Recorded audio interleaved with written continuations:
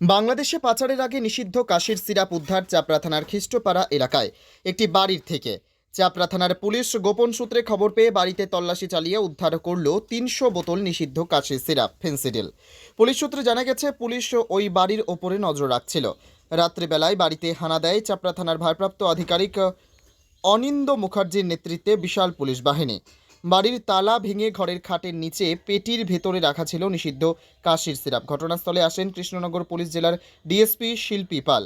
বাড়িটি ইতিমধ্যেই সিল করে দেয় পুলিশ। তদন্তের স্বার্থে পুলিশ বাড়ি মালিকের নাম প্রকাশ করেনি। কোথা থেকে এই এলো নিষিদ্ধ কাশির সিরাপ, সেই ঘটনায় তদন্তে নেমেছে পুলিশ।